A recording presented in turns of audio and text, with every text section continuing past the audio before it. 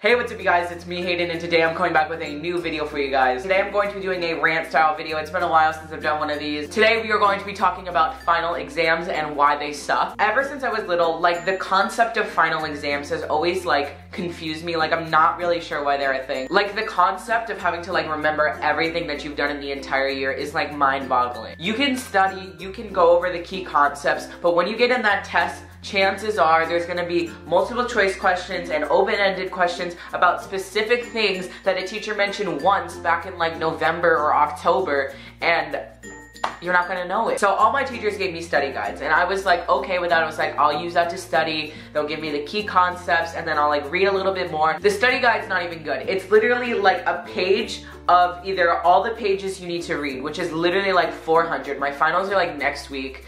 I don't know what I'm gonna do. Or they're literally just chapter 1, and then they give you bullet points of the sub lessons that you have to learn. That's not a study guide. The one thing that I don't get is why everybody gets so excited about multiple choice and when the teacher says there's going to be multiple choice on a test. The problem with me is if multiple choice is on a math test and I solve a math problem, I look at the answers and none of the options that are there is what I got for my answer. I hate when people tell me to try to make a logical guess.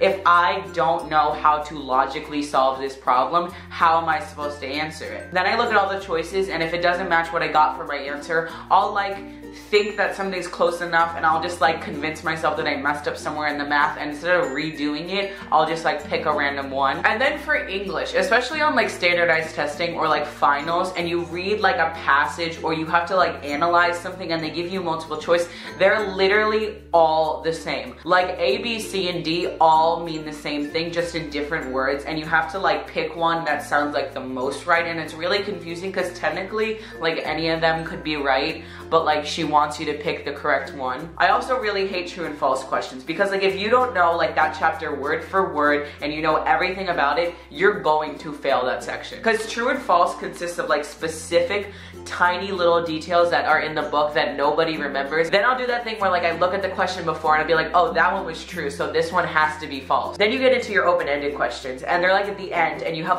no time, and you have 5 minutes to write 5 paragraphs, and you don't know what to do. On top of that, you probably don't know what you're writing about, and it's super stressful, and you just write some random things. I swear, I look back at my test, and the things I wrote on some of my open-ended questions were I just wrote everything that came to my brain. As I was writing it, if something sounded familiar, and I was just thinking something, I'd just write it down. And I could just be random sentences. It'd be pineapples are orange. The mitochondria is the powerhouse of the cell. I hope you guys enjoyed this video. If you like this video, make sure to give it a big thumbs up. Make sure to subscribe down below because I do make new videos every single week. If you like these rant videos, I don't really know if you guys like these, but if you do, make sure to comment them down below.